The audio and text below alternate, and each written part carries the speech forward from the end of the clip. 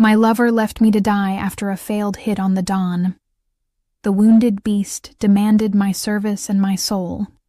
The acrid stench of cordite still burned in my nostrils, clinging to the opulent Persian rug beneath my knees, a grim counterpoint to the coppery tang of fresh blood. Screams had faded to pained moans, the staccato rhythm of automatic fire replaced by the drip, drip, drip of life escaping onto polished marble. My hands, trained to save, now trembled, slick with a warmth that wasn't my own. Just minutes ago, I'd been sharing a stolen glance with Marcus, our illicit rendezvous in the Don's lavish ballroom a perilous game. Then the world fractured. He'd kissed me, a hurried press of lips against mine, his eyes gleaming with a strange, panicked urgency, before he vanished into the panicked crush of bodies. And then the explosion. The Don, a hulking figure of formidable reputation, lay bleeding, a grotesque centerpiece to the carnage. Marcus, my Marcus, had been part of it. The realization struck me harder than any physical blow. He'd orchestrated this and left me here, amidst the chaos, a loose end. A chill, sharper than any fear for my own life, pierced my core. A guttural sound ripped through the sudden quiet, drawing my gaze. He was alive. The Don, Enzo De Luca. Rumors spun tales of his cruelty, his absolute reign over the city's shadows, but no one spoke of his vulnerability. Now, a crimson stain bloomed across the crisp white of his dinner jacket, blossoming from his left flank. His eyes, the color of storm-swept ice, were open, locked onto mine. A silent command, pure and undiluted, passed between us. Panic clawed at my throat, but my surgeon's training, a rigorous discipline forged in the crucible of emergency rooms, asserted itself. My breath hitched, a traitorous protest, but my instincts, honed through countless life-or-death decisions, surged forward. Breathe, assess, act. My bag, a canvas extension of my own body, had been torn from my shoulder in the initial surge, but the small, sterile kit I always carried for minor emergencies, a habit ingrained from years of being on call, remained clutched in my fist. It was woefully inadequate for him, but it was all I had. Move. A deep voice, rough as granite, boomed from behind me. A burly man with a face like a hammered fist grabbed my arm, yanking me to my feet. My knees screamed in protest, but I kept my focus on De Luca. His gaze hadn't wavered. It was a physical tether, pulling me, demanding. "I'm a trauma surgeon," I stated, my voice surprisingly steady despite the tremor in my spine. The words felt like a pact with the devil. "He needs immediate care. Get him somewhere secure, quickly." The last word was less a plea, more an order. I was a surgeon. This was my domain, even in hell. The man grunted, momentarily stunned by my defiance, then barked orders to two others. They hoisted the Don's massive frame, his powerful limbs surprisingly limp, and began to drag him through a splintered doorway. I followed, my eyes scanning for any discarded medical tools, anything. My medical kit contained a sterile blade, sutures, a few vials of lidocaine, and gauze. Pathetic, given the probable depth of a gunshot wound. We navigated a labyrinth of shadowed corridors, the air growing heavier, colder, the sounds of the dying fading behind us. My mind raced, calculating, strategizing. Where did the bullet enter? Where did it exit? Is there internal bleeding? Every step was a battle between my professional obligation and the terror that threatened to engulf me. This man was a monster, yet I was bound by an oath to save him. Everything in me screamed to run, to flee this nightmare, but a smaller, insistent voice whispered of survival, of using my skill as a shield, a weapon. They brought him to a hidden room, surprisingly sterile for a crime lord's lair. A metal table dominated the center, gleaming under a harsh fluorescent light. Rows of instruments, inexplicably clean and organized, lined a trolley. It was as if a makeshift operating theater had been prepared, anticipating this very catastrophe. My eyebrows arched despite myself. He was always prepared. "Lay him flat," I commanded, my voice resonating with an authority I didn't truly possess. My fingers, steady now, flew to his pulse, a weak flutter beneath the skin of his wrist. His skin was pale, waxy. Shock was setting in. His men hovered, dark presences at the edges of the room, their weapons glinting in the stark light. Their eyes never left me. I was their only hope, and their potential sacrifice. The air vibrated with their unspoken threat. Fail, and you die. I tore away his blood-soaked jacket, then ripped his expensive shirt. The wound yawned, ugly and deep, just above his left hip. No exit wound. The bullet was still inside him. My stomach plummeted. This wasn't minor. This was major. I need proper instruments. Retractors, hemostats, suction, more sterile drapes, anesthesia, IV fluids. My words were clipped, rapid fire, a shield against the mounting pressure. The granite-faced man nodded, vanished, and returned with a swiftness that impressed me, carrying a large locked medical case. He didn't offer to open it. He simply set it on the adjacent table, his gaze challenging. "Open it," I instructed, my voice flat.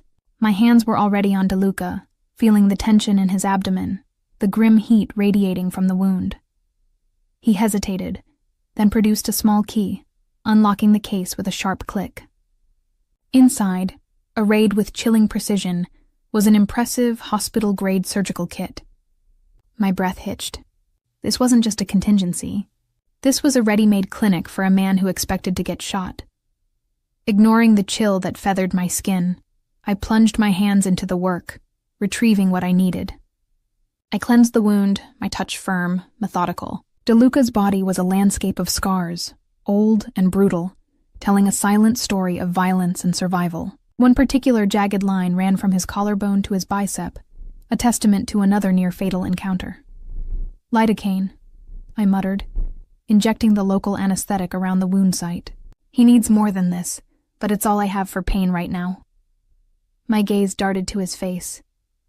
His eyes were still open, fixed on me, but they were glazed, pain carving harsh lines around their depths. A flicker, something akin to grudging respect, or perhaps just cold assessment, passed between us. I made the incision, extending the entry point to get a better view. The warm gush of blood was immediate, but I stemmed it with quick, practiced movements, my mind a tunnel, focused only on the task. Find the bullet. Stop the bleeding. Prevent sepsis. My hands moved with a furious precision, each action deliberate, learned over years of practice. I bypassed the hovering guards, the intimidating dawn, the memory of Marcus's betrayal. Here, in this sterile bubble, only the patient and the intricate dance of life and death existed. "Suction," I barked, not looking up. One of the men, surprisingly agile, moved forward with a portable suction unit. He was clumsy at first, but followed my terse commands. We worked in a bizarre, unsettling rhythm, a surgeon and a gangster, joined in a gruesome ballet. Minutes stretched into an eternity. I found the bullet, lodged against his kidney, a grotesque piece of metal. My forceps clamped around it, extracting it with a delicate precision. A collective sigh, hushed and reverent, rippled through the room from his men. The wound was deep, but thankfully, the kidney itself seemed intact, though bruised. I worked quickly, repairing damaged tissue, ligating small bleeders, my movements efficient, practiced. Sweat beaded on my forehead, tracing cold trails down my temples, but I ignored it. My focus remained absolute, a fierce protective shield around my concentration. Finally, after what felt like hours, I was done. Sutures, neat and tight, closed the incision. I packed the wound with sterile gauze, taping it securely. My body ached, a deep fatigue settling into my bones, but a strange surge of adrenaline still coursed through me. I had done it. I had saved him. I stepped back, my chest heaving, my gaze falling once more on the Don. His eyes, though still heavy-lidded with pain and the lingering effects of shock, held a new intensity. He watched me not with gratitude, but with an unsettling, possessive scrutiny. His breath, though shallow, was regular. "He'll live," I announced, my voice hoarse. "But he'll need round-the-clock monitoring. IV antibiotics, pain management, fluids, and absolute bed rest." The granite-faced man stepped forward. "You will provide it."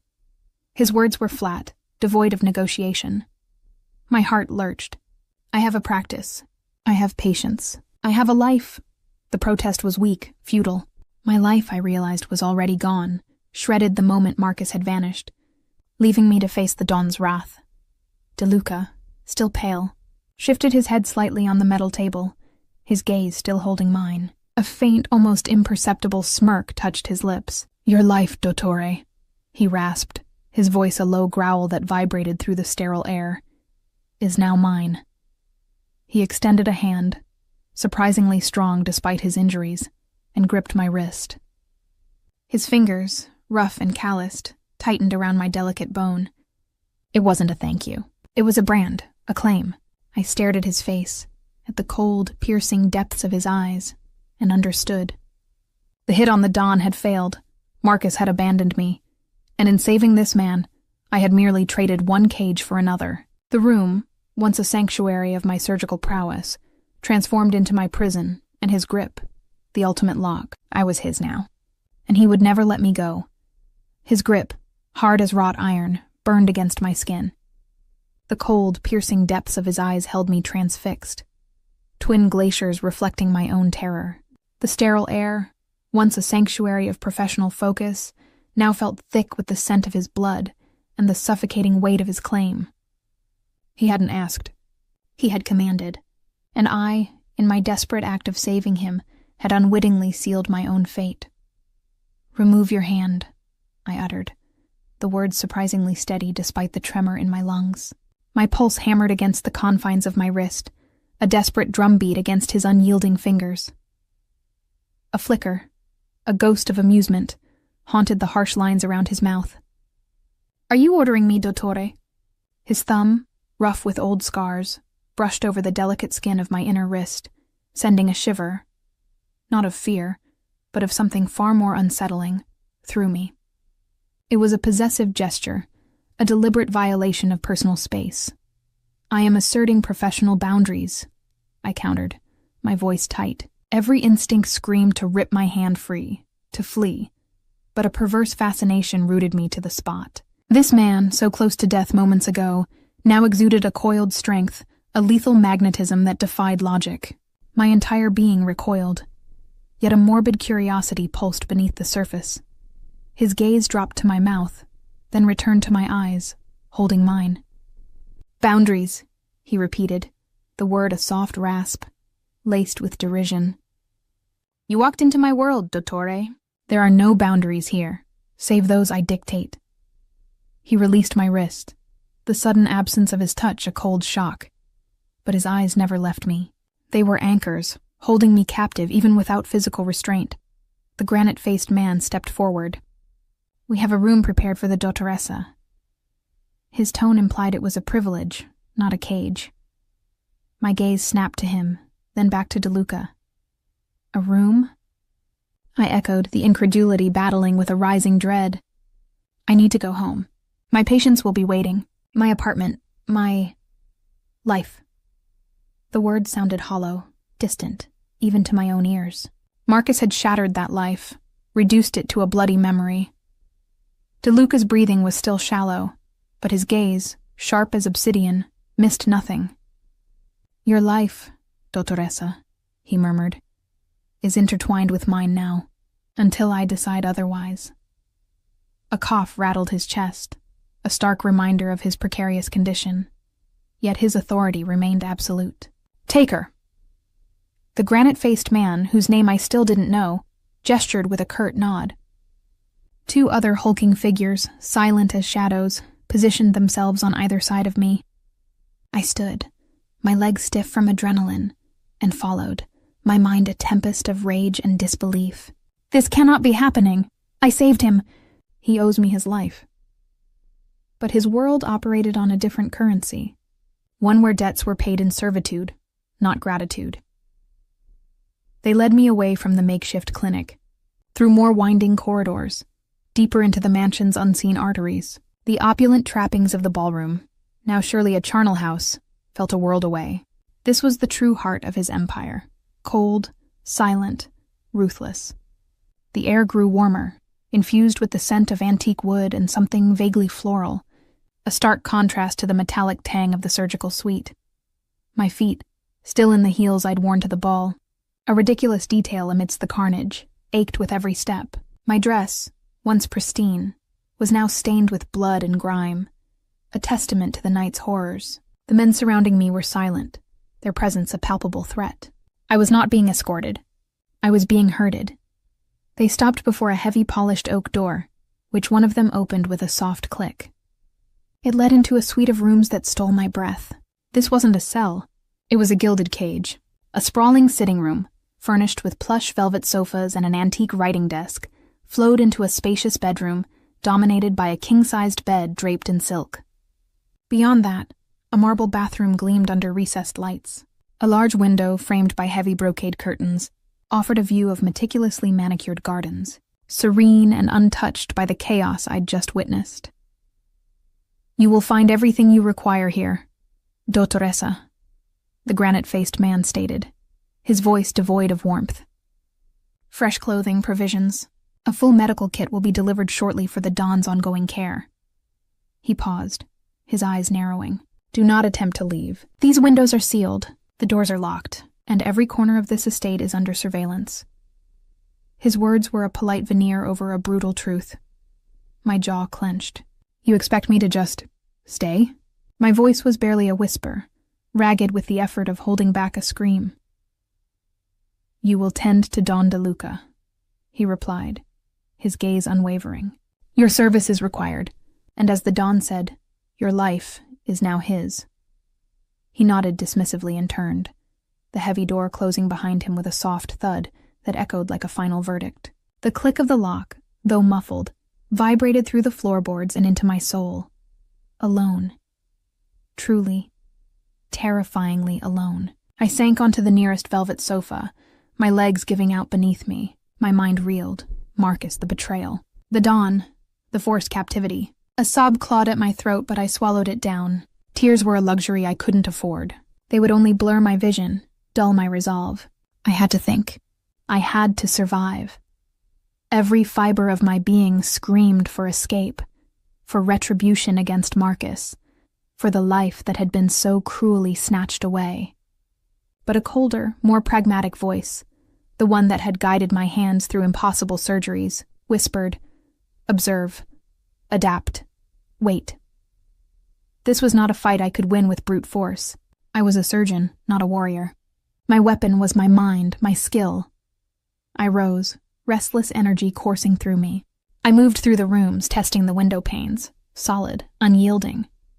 I examined the doors, heavy and reinforced. No weaknesses, no hidden exits. He hadn't lied. I was thoroughly trapped. My gaze fell upon a small, exquisitely carved wooden box on the writing desk. Curiosity, a dangerous ally, pricked at me. I opened it. Inside, nestled on crimson silk, was a small, ornate key. A key to this room? My heart surged with a desperate, foolish hope. I snatched it, my fingers trembling, and rushed to the main door. The key slid into the lock, turned with a satisfying click. Hope blossomed, a fragile, intoxicating flower. I pushed the door open, a sliver of light from the corridor beckoning. Before I could take a step, a low growl, chillingly close, vibrated through the air. I wouldn't advise that, Dottoressa. My blood ran cold. DeLuca, he was here? I spun around. The key clutched in my hand, my breath catching in my throat. He stood directly opposite my door, propped against the ornate railing of a sweeping staircase, a dark silhouette against the muted light of the corridor. His jacket was gone, his shirt replaced with a fresh, loose-fitting linen garment, but his side was still bandaged, the linen pulling taut over the fresh dressing. He looked pale, but undeniably formidable, his storm-swept eyes fixed on me. "You're supposed to be in bed," I stated, the words an automatic professional reprimand, even as fear coursed through me. His rapid recovery, his presence here, was a testament to his sheer will, a terrifying display of control. A faint smile devoid of warmth touched his lips. "And you, Dottoressa, are supposed to be tending to me, not attempting escape." He pushed off the railing, moving with a controlled grace that belied his injury. Each step sent a jolt of primal awareness through me. He was a predator closing in. "This is kidnapping," I declared, my voice gaining strength. "I have rights. I have a life." "Your rights ended when you stepped into my ballroom, Dottoressa," he countered, his voice a low rumble. "Your life became forfeit when Marcus Giordano left you to die amidst the smoke and blood." My breath hitched. Marcus. He knew. "What do you know about Marcus?" The name was a burning ember on my tongue. DeLuca stopped a few paces from me, his presence radiating a palpable heat. "Everything," he stated simply. "Marcus Giordano works for my rivals. He was a plant, and tonight he pulled the trigger." His eyes, like chips of ice, held mine. "He used you, Dottoressa, as a diversion, as a pawn, and he left you for dead." The words struck me, a brutal, undeniable truth. The pieces of the puzzle clicked into place. Marcus's panicked kiss, his urgent departure, the calculated timing of the explosion. He hadn't been fleeing for his life. He'd been executing a plan, leaving me as collateral damage. The betrayal was deeper, more visceral than I had imagined. It wasn't just my heart he had broken. He had orchestrated my doom. My stomach churned with a nauseating mix of hurt and white-hot fury. He wouldn't, I whispered, the denial weak, pathetic. Even as I spoke, the image of his eyes, filled with a strange cold urgency just before he vanished, solidified the truth. DeLuca's expression remained unreadable, but a sliver of something. Pity? Understanding? Flickered in his gaze. He did, and he did so much more. He designed this entire attack, knowing your presence, your unique skills, would ensure my survival. He calculated that I would keep you, and that one day, he would retrieve you, a valuable asset against me. The revelation sucker-punched me, stealing the air from my lungs. My lover had not only betrayed me, but had orchestrated my capture, turning my very expertise into a weapon for his manipulative game. I was not just a loose end. I was a carefully placed piece on a chessboard. The no but yes of my internal conflict twisted into something far more grotesque. I was simultaneously repulsed by this man, yet utterly dependent on him for protection against the very man I had once loved. My blood thrummed with a new kind of rage, cold and potent. "He used you," DeLuca reiterated, his voice softening, a stark contrast to his earlier harshness. "He saw your value, your brilliance, and exploited it. He left you here, a sacrificial lamb, but also a tool he intends to reclaim." He stepped closer, his shadow falling over me. "And I, Dottoressa, have no intention of letting that happen."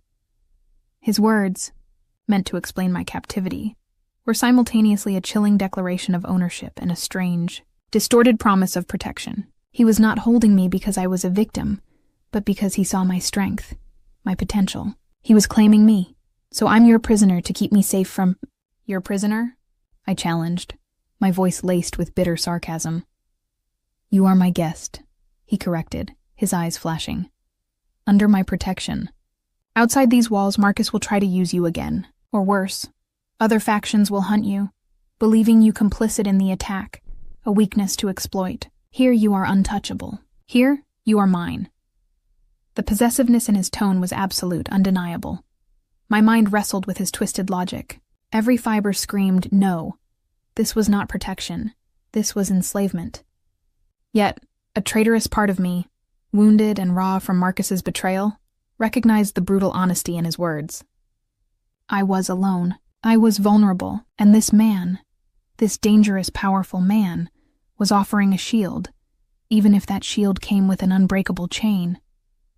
"I am a surgeon," I repeated, grasping at the last vestiges of my identity. "I am not property." "No," he agreed, the faintest hint of a smile touching his lips. "You are not property. You are a resource, a priceless one, and I protect what is mine." He extended a hand, not to touch me, but to brush past me, retrieving the key from the lock. He held it up, its small, ornate form mocking my brief flicker of hope. "This key is merely decorative, Dottoressa. The lock mechanism is internal, and it responds only to my voice." He turned the key in the lock, the soft click resonating with finality. "Now come." He gestured down the corridor, towards the direction of the surgical suite. "It's time for your next round of observations." Resentment flared, hot and volatile. He was injured. Yes. But he was already orchestrating my every move. The audacity was breathtaking. "I've just performed complex surgery on you for hours. I need rest. I need to clean up." "You will rest after my needs are met," he stated, his voice brooking no argument. "The dawn does not wait." He turned and began to walk, his movements still stiff, but resolute. I stood there for a moment, torn. My exhaustion was immense, my body screaming for reprieve, but my professional oath, intertwined with my forced proximity, pulled me forward. He was my patient, and I was his prisoner. The two roles were now inextricably linked. Reluctantly, I followed him, my anger a cold knot in my stomach. He led me back to the sterile room, which now felt less like a clinic and more like an extension of his personal domain. He lay back on the metal table, wincing slightly as his wound stretched. His men, who had been hovering, retreated to the edges of the room, their dark gazes still on me. I moved with practiced efficiency, checking his vitals, changing his dressing, administering the antibiotics and pain medication. His skin was still cool, his pulse a little thready, but the fever had receded. My surgical work had been sound. The thought brought a grim satisfaction, a small victory in this crushing defeat. "You have skilled hands," he observed, his voice low as I worked. His eyes, still intense, followed my every movement. The compliment, stripped of any genuine warmth, felt like another brand of ownership. "They are trained hands," I corrected, not meeting his gaze. "Years of grueling practice. Thousands of hours in emergency rooms." "Good," he murmured. "They will serve me well," I finished, securing the fresh dressing. "You need to stay in bed. Any strenuous activity could cause internal bleeding or tear the sutures." My voice was crisp, professional, a shield against the unsettling intimacy of my task. He watched me, a slow, predatory smile spreading across his lips. "Perhaps," he said, the word drawn out, "you should stay closer then, to ensure I adhere to your instructions." My breath caught. The implication was clear. He wanted me to move into the medical suite, to be within arm's reach, a living extension of his recovery. The thought sent a jolt of both repulsion and a strange, reluctant fascination through me. Everything in me screamed to refuse, to demand my own space, my own privacy. But the image of Marcus, the true architect of my ruin, flickered in my mind. Here with DeLuca there was a terrible, undeniable safety, a whisper of acceptance in the midst of my defiance. "I have already assured your men I will monitor you round the clock," I stated, trying to maintain a professional distance. "From my room I can be here within moments." He merely raised an eyebrow, his gaze unflinching. "Unacceptable. You will be assigned quarters adjacent to this room. Your presence will be constant. Your vigilance, absolute." He made it sound like a privilege, an honor, not a sentence. The thought of sleeping so close to him, of being so intimately tied to his recovery, sent a wave of unease through me. But I knew better than to argue further. This wasn't a negotiation. It was a decree. He released me from his care for the night, and I was escorted back to my gilded cage. Exhaustion finally claimed me, and I sank into the plush bed, the silk sheets feeling strangely luxurious, almost mocking. My mind, however, refused to quiet. Marcus's betrayal, DeLuca's possessive claim, the chilling knowledge that I was a pawn in a much larger, deadlier game. Sleep offered no escape, only fragmented images of blood and betrayal. The next morning, after another round of forced observations on DeLuca, I returned to my room to find a new addition. On the antique writing desk, beside the purely ornamental key, lay a small, sleek tablet. It was thin, almost weightless, and clearly custom-made. Curiosity again trumped my caution. I picked it up. The screen glowed to life, displaying a single stark icon, a stylized D for DeLuca. There were no other apps, no internet browser, no games. Just that icon. I touched it. The screen shifted, revealing a single large image, a live feed. My breath hitched, a cold knot forming in my stomach. It was a camera view of my own room. The angle was high, encompassing the entire space. My bed, my sofa, my desk, every inch. The small, almost imperceptible lens of a camera, nestled in the corner of the ceiling, became clear in my mind's eye. Then, as I watched, the image on the tablet flickered. It switched to a different angle, revealing a corridor I recognized as leading from my suite to the main part of the mansion. Then another, a view of the gardens outside my window. A message appeared on the screen, overlaying the live feed, stark white text against the security footage. "These are your eyes, Dottoressa. My gift, to know where you are, to know where I am, to know where everyone is, for your protection, always." My fingers tightened around the tablet, the cold metal pressing into my palm. My own room, my supposed sanctuary. Every corner of my gilded cage was watched. Every moment, every breath recorded. The walls I had paced, the bed I had slept in, the air I had breathed, none of it was truly private. The cameras were everywhere, unseen, unheard, a constant invasive presence. My skin crawled with revulsion. He hadn't just claimed my service, he'd claimed my gaze, and with it, the terrifying absolute knowledge that in this house, there were no secrets from Enzo De Luca. The cold metal of the tablet pressed against my palm, a chilling testament to my complete lack of autonomy. My own room, the one space I had foolishly begun to consider a fragile sanctuary, was merely another stage for his unrelenting gaze. Revulsion crawled over my skin, raising gooseflesh along my arms. Every breath I'd taken, every restless movement in the silken sheets, had been an open performance for an unseen audience. He hadn't just claimed my service. He'd devoured my privacy, leaving me exposed and raw. A guttural sound, part growl, part sob, tried to escape. But I swallowed it, choking on the bitter tang of helplessness. My chest heaved, a frantic bird trapped behind ribs. Rage, white-hot and incandescent, flared through me, threatening to consume what little composure I had left. I wanted to smash the device, to rip the camera from the ceiling, to scream until my throat was hoarse. But years of surgical discipline, of operating under impossible pressure, had forged a different kind of survival instinct. Panic-blurred vision, dulled judgment, observation, assessment, action. Those were my weapons. My gaze snapped back to the tablet, its polished surface reflecting my own contorted expression. "These are your eyes, Dottoressa." His words echoed in the sudden, suffocating quiet. "My gift, to know where you are, to know where I am, to know where everyone is, for your protection. Always." A shiver, colder than any fear, traced its way down my spine. This wasn't protection. It was absolute control, masquerading as care. Yet a traitorous part of my mind, the clinical, analytical part, seized on the phrase, "to know where everyone is."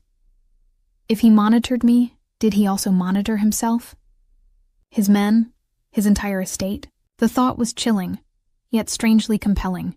This ubiquitous surveillance, meant to shackle me, might also be my window. My prison might contain the very tools for my potential liberation, or at the very least, my continued survival. Everything in me screamed against collaborating with my captor, against accepting any part of this grotesque reality. But a colder, more cunning voice whispered, "Use it. Turn his weapon against him. Learn." My fingers, surprisingly steady, began to explore the tablet. It was deceptively simple. Tapping the screen shifted through various camera feeds, the grand foyer, the sprawling gardens, the perimeter walls, the numerous corridors that snaked through the mansion. Each angle was pristine, the resolution unnervingly sharp. He had spared no expense in crafting his panopticon. I saw the granite-faced man, his name still unknown to me, patrolling a hallway. I saw other guards, their faces unreadable, their movements practiced. I saw the empty ballroom, now meticulously cleaned, a ghost of the carnage it had witnessed. Hours melted away as I sifted through the feeds, my exhaustion overridden by a fierce, driving compulsion. I watched the changing of the guard, the routes of the patrols, the blind spots, if any, of his meticulous system. My surgeon's mind, accustomed to dissecting complex problems, began to piece together a map of this fortress, both its strengths and its subtle weaknesses. The no raged, demanding freedom, demanding justice. But the yes was insidious, whispering that this was my only path forward. Understand the cage. Understand the beast. My forced daily routine began, a surreal dance of professional duty and suffocating captivity. Each morning, 2 of De Luca's silent men escorted me to the sterile medical suite. He lay on a specially adapted, reinforced bed now, his massive frame still powerful even in repose. The linen shirt was always fresh, but the bandages over his left hip were a stark reminder of the wound I'd closed. "Good morning, Dottoressa," he would say, his voice a low rasp, still edged with the lingering effects of his injury, but gaining strength each day. His eyes, those storm-swept glaciers, would watch my every movement, a possessive scrutiny that made my skin prickle. "Don De Luca," I'd respond, my voice crisp, professional, a shield. I would check his vitals, listen to his heart and lungs, palpate his abdomen with firm, assessing fingers. His skin was warm beneath my touch, his muscles taut even in relaxation. Each touch, purely medical, felt charged with an unsettling awareness, a silent acknowledgement of the life and death struggle we'd shared, and the new unspoken pact that bound us. "How is the wound healing?" he asked one afternoon, his voice softer than usual. He leaned back against the headboard, his gaze never leaving my face. The light from the window caught the hard planes of his jaw, the faint stubble, making him seem less like an untouchable crime lord and more like a formidable, dangerous man. "Remarkably well," I conceded, my voice flat. "Your constitution is robust." It was a grudging compliment, a testament to his sheer will. The infection markers were down, the tissue knitting cleanly. He was healing at an almost superhuman rate. A ghost of a smile, fleeting and dangerous, touched his lips. "You did good work, Dottoressa. You saved me." The words were devoid of gratitude, merely a statement of fact, another subtle reassertion of his ownership. "You saved me, therefore you are mine." I performed my duty, I countered, the retort automatic, protective. I pulled the fresh dressing from its sterile package. "Your obligation is to remain still." He chuckled, a low, rumbling sound that vibrated in the quiet room. "You are still ordering me even as you dress my wounds?" "I am advising my patient," I corrected, keeping my gaze fixed on the meticulous unfolding of the gauze. "My professional integrity demands it. And your integrity, Dottoressa," he mused, "is admirable. But you forget who holds the reins here." My breath hitched, the silent war within me raging. Everything in me screamed to lash out, to reject his condescension, his suffocating power. But the voice of survival, the traitorous whisper, reminded me of Marcus, of the world outside these walls, a world far more dangerous without DeLuca's reluctant protection.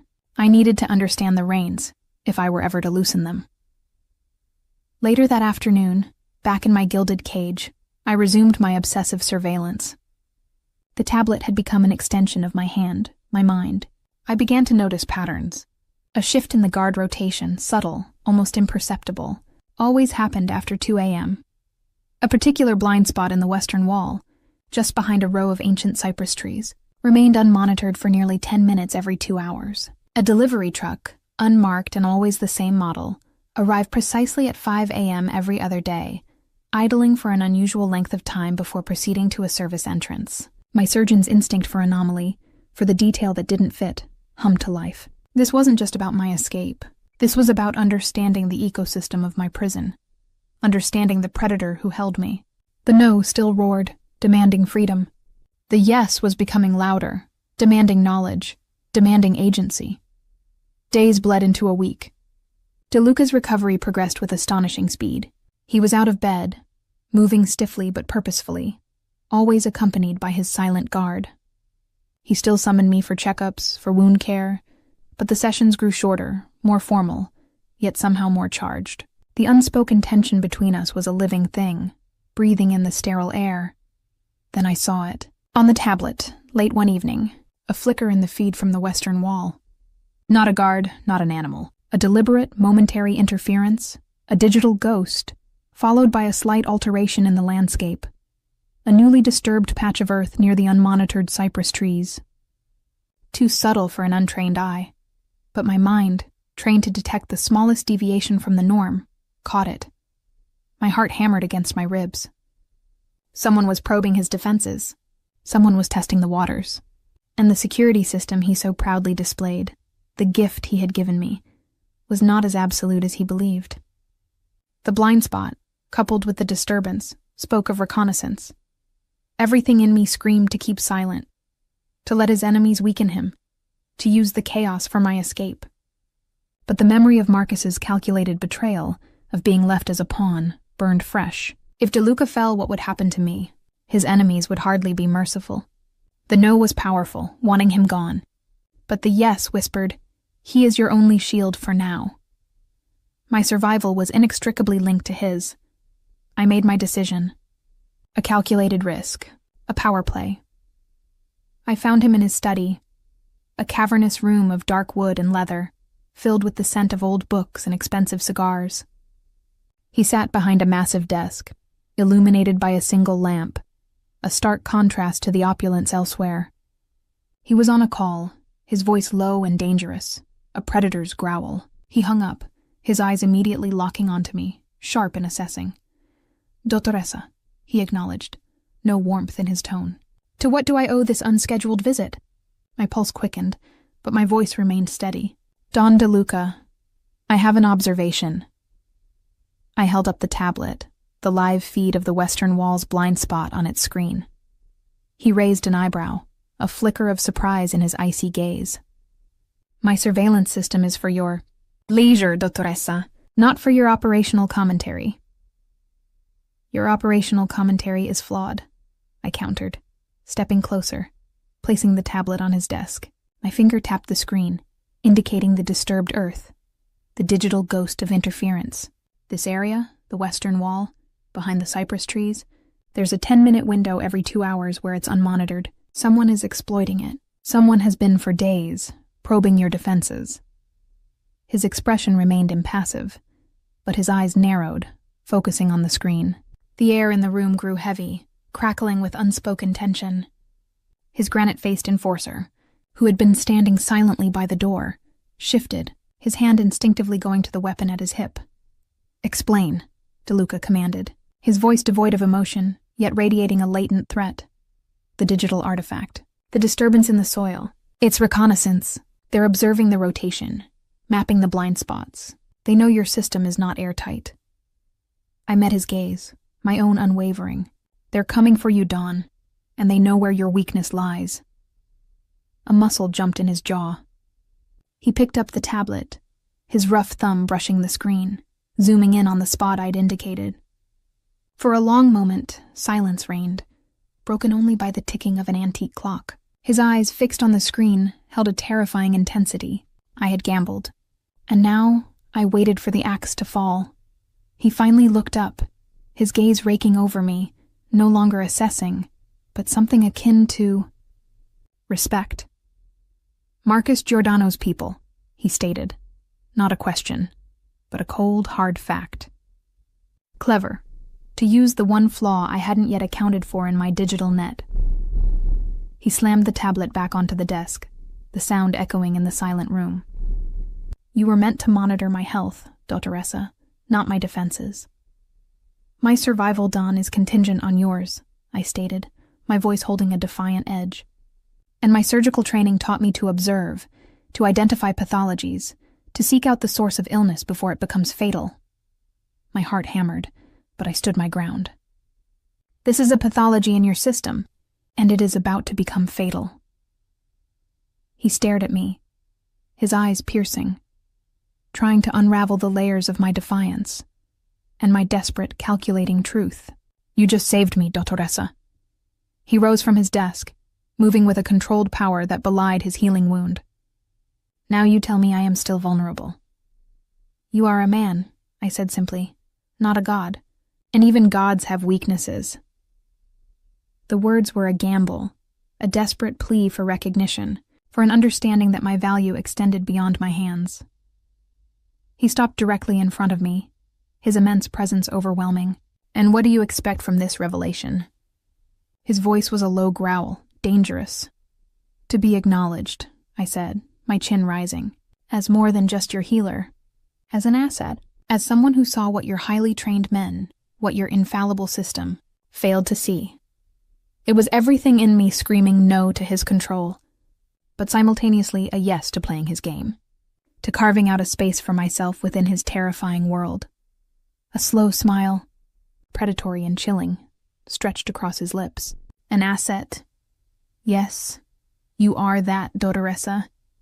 He reached out, not to grab me, but to brush a stray strand of hair from my cheek, his touch surprisingly gentle, yet utterly possessive. "And because you are mine, and because you are clever, you have just bought yourself a deeper level of protection." His gaze darkened. "And a deeper level of responsibility." Before I could process his words, before I could recoil from his touch, a sudden, concussive boom ripped through the mansion, rattling the windows, throwing the entire structure into a violent tremor. The lights flickered, plunged into darkness, then surged back on, casting stark dancing shadows. A scream, shrill and terrified, tore through the sudden silence that followed. "What was that?" I whispered, my voice raw with shock. My heart hammered, a frantic drum against my ribs. DeLuca's face, moments ago filled with a calculating calm, was now a mask of pure, lethal fury. "They're here," he snarled, his eyes blazing. "The western wall." He shoved the tablet into the hands of the granite-faced man. "Secure the perimeter! Find the breach!" But even as he barked orders, the building shuddered again, closer this time, accompanied by the splintering crash of glass. The sounds of breaking wood, shouts, and then the chilling, familiar rat-a-tat of automatic gunfire erupted from somewhere close. The attack was not just at the perimeter. It was inside. "Stay here," DeLuca commanded, his voice sharp as a blade. He pulled a concealed pistol from beneath his desk, his movements fluid, deadly. The transformation was complete. The patient was gone, replaced by the Dawn, the ruthless warlord. "No," I argued, my voice surprisingly strong despite the terror that gripped me. "You're still recovering. You're compromised." My surgeon's oath, my professional instinct surged above my fear. "You need me." He ignored me, already moving towards the study door. The granite-faced man, his face grim, blocked my path, a solid wall of muscle. "The Don's orders, Dottoressa." Another series of shots, closer still, tore through the mansion, followed by the sickening thud of bodies. The battle was escalating, spreading. I could hear shouts, the heavy thud of boots. Chaos erupts. The sounds were closer to us now, right outside the study. My heart was a frantic drum against my ribs, mirroring the cadence of the gunfire. Suddenly, the heavy oak door to the study splintered inward with a violent crash.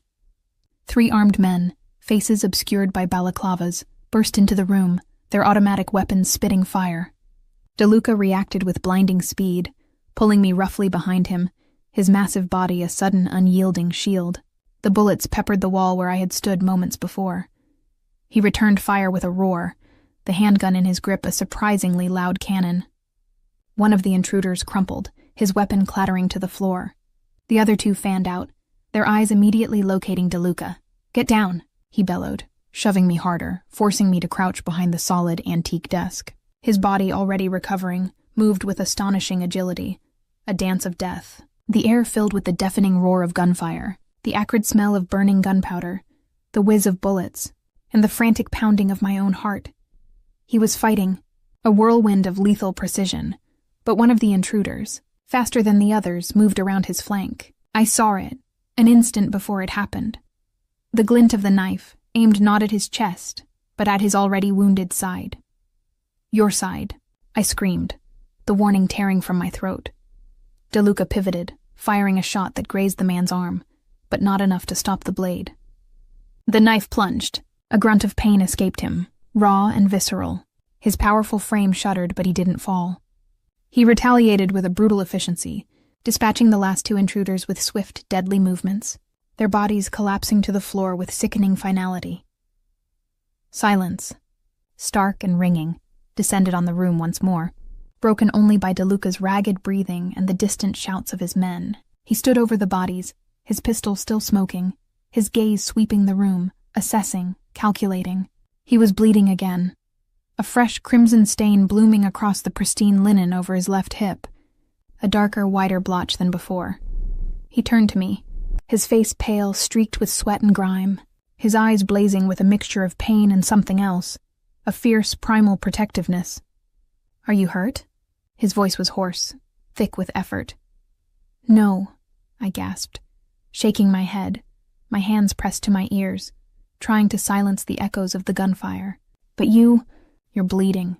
Badly," he didn't respond. He simply extended a hand, rough and blood-stained, towards me. "Get up." I hesitated, still trembling, but his gaze, intense and demanding, pulled me forward. I pushed myself to my feet, my legs unsteady.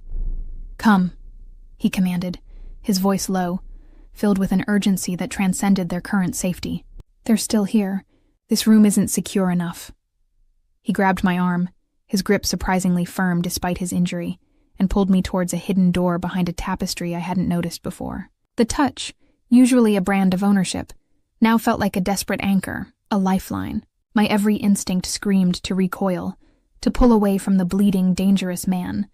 But the more dominant voice, raw with fear, whispered that he was my only chance. Everything in me screamed no, but some traitorous part of me whispered yes. We plunged into a hidden passage, dark and narrow, leaving the carnage of the study behind. His breathing was labored now, each step a struggle. He leaned heavily on me, his weight substantial. But I braced myself, my surgeon's mind already calculating the extent of his re-injury.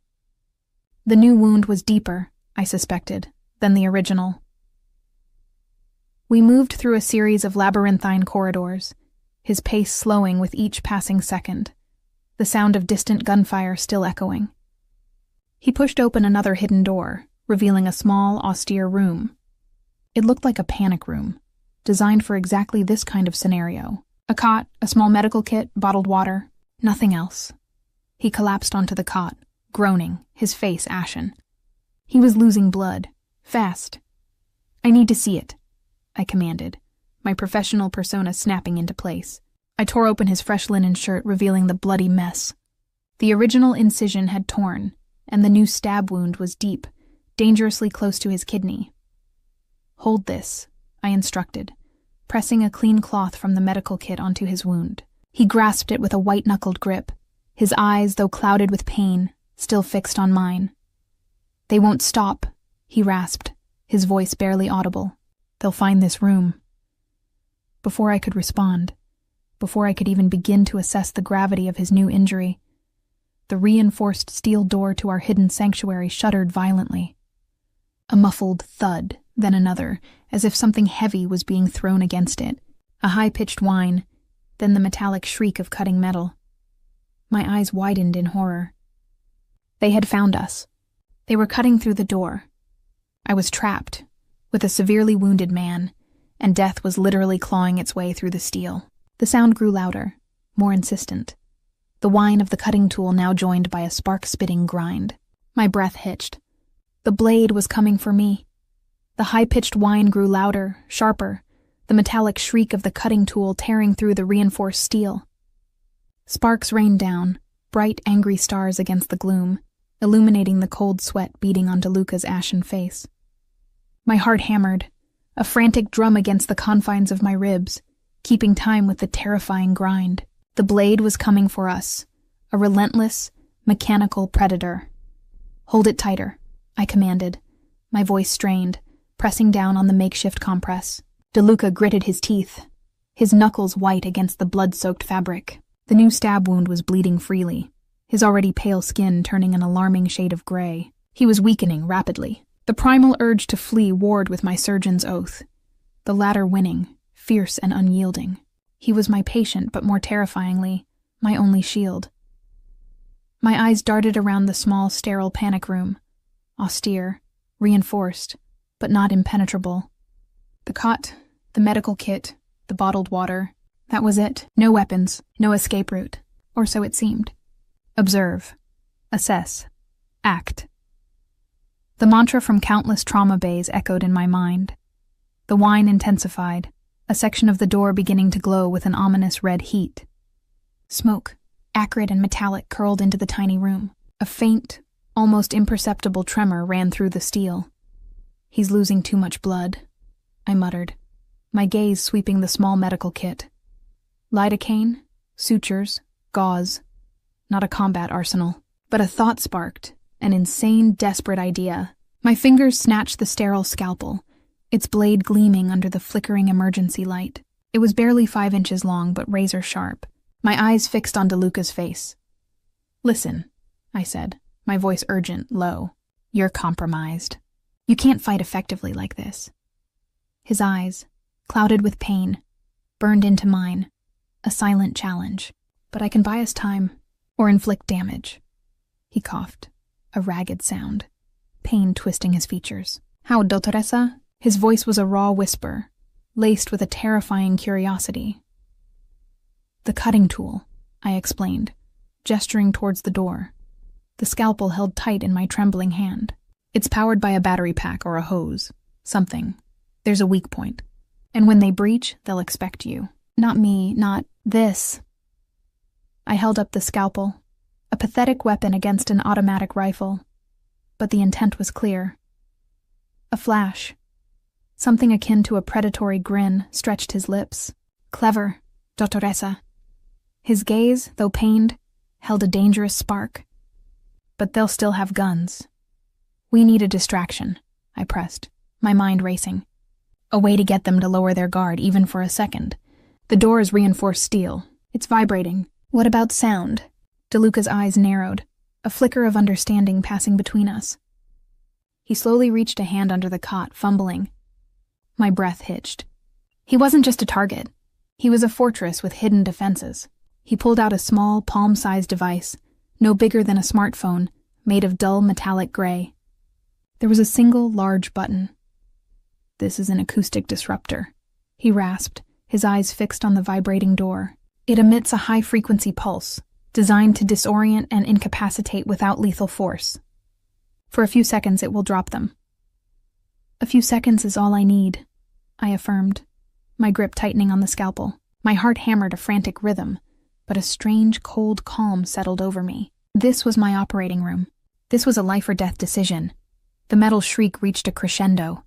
With a violent screech, a section of the door burst inward, showering sparks and debris. A gloved hand, holding the cutting torch, appeared first, followed by an arm, then a shoulder. They were creating a man-sized hole.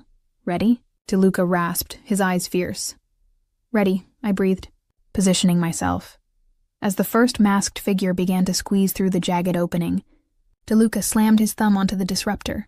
A piercing, agonizing shriek of sound erupted, a noise that felt less like hearing, and more like an assault directly on my brain. It vibrated through my bones, clawing at my eardrums, pure agony.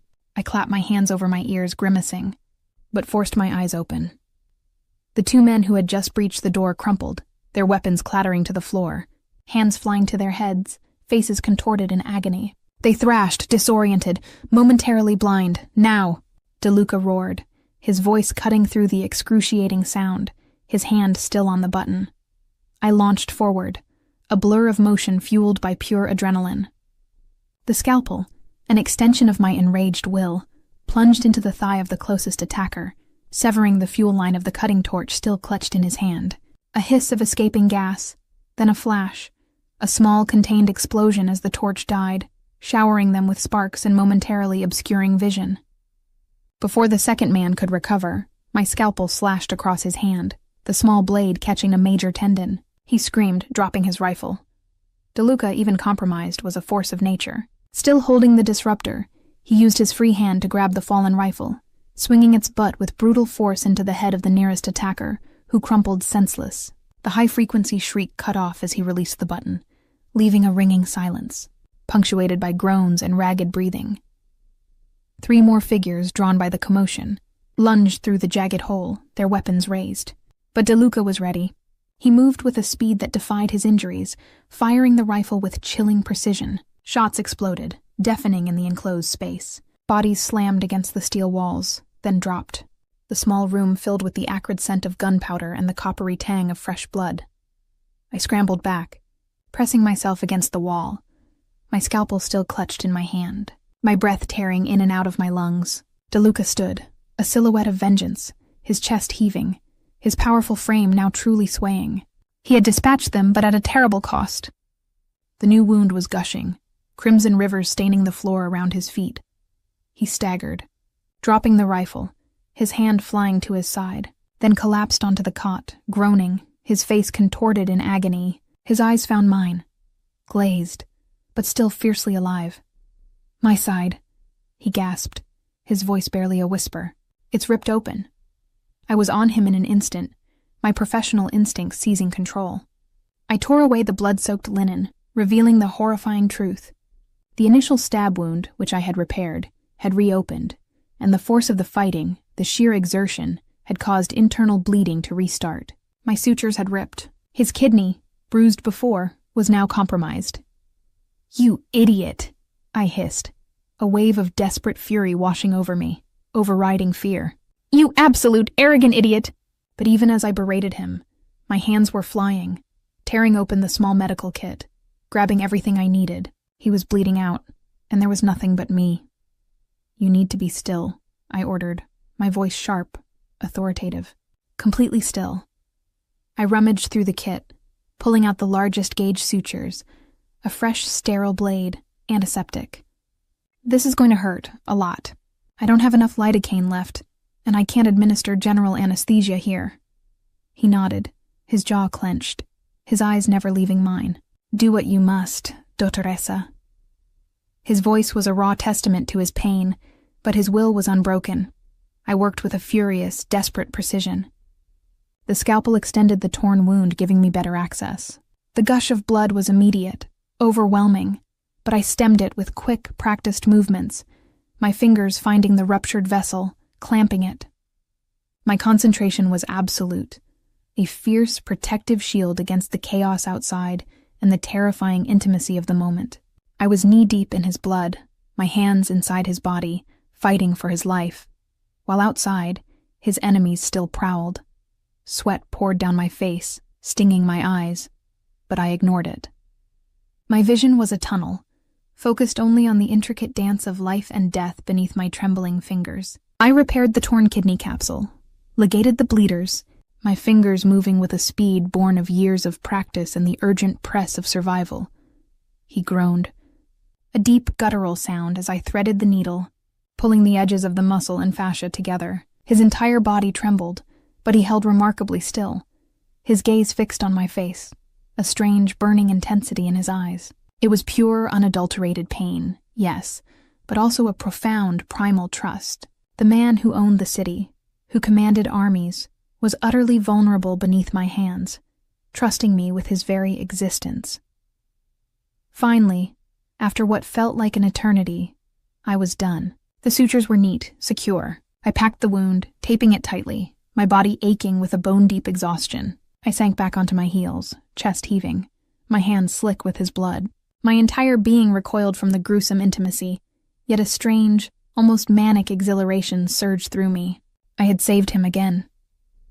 DeLuca lay still, his breath shallow, his eyes closed.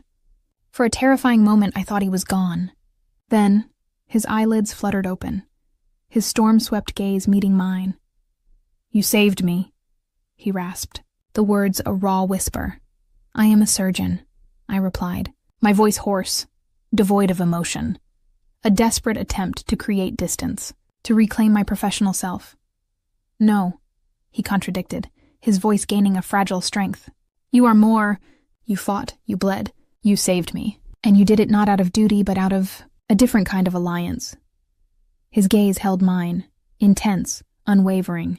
"You are a warrior, dottoressa." The compliment, coming from this man, after what we had just endured, felt like a branding. Everything in me screamed to reject it, to deny any kinship with his brutal world, but the raw truth of his words resonated deep within me. I had fought. I had risked my life, not for him, not truly, but for my own survival, which was, inextricably, intertwined with his. The no raged, but the yes pulsed. A strange, dangerous recognition. He reached a hand, slow and deliberate, stained with his own blood, and cupped my cheek. His rough thumb brushed against my skin, sending a jolt through me. It was a possessive touch, yes, but also something else.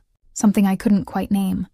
Raw, vulnerable, acknowledging. "They're still out there," I managed, my voice barely a whisper, trying to pull away from the overwhelming intimacy of his touch. The distant sounds of gunfire had receded, but they hadn't vanished. "Let them come," he murmured, his gaze never leaving mine, a fierce protectiveness radiating from him. "They won't find us. Not here." His fingers, surprisingly gentle, tangled in my hair, pulling me closer. His scent of blood and sweat and masculine power filled my senses, intoxicating and terrifying. My mind reeled. The adrenaline, the fear, the exhaustion, the raw proximity to death, it all converged. A swirling vortex of primal emotion. I had just risked my life for him again.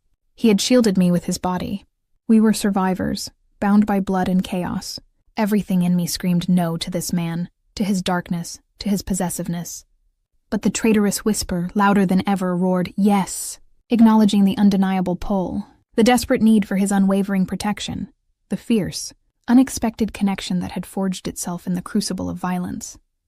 His lips found mine, bruised, demanding, tasting of blood and fear and an unspoken hunger. It was not a gentle kiss, but a primal claim, a desperate seeking.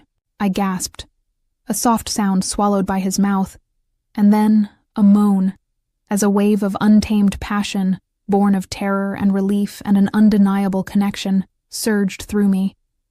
My hands, still trembling from the surgery, tangled in his hair, pulling him closer, deepening the kiss. His hand left my cheek, trailing down my neck, over my shoulder, settling on the small of my back, pressing me against his wounded side. A jolt of pain, a stark reminder of his injury, ripped through him, but he barely flinched, his kiss growing more urgent, more fervent. My own body, battered and exhausted, responded with a fervor that shocked me.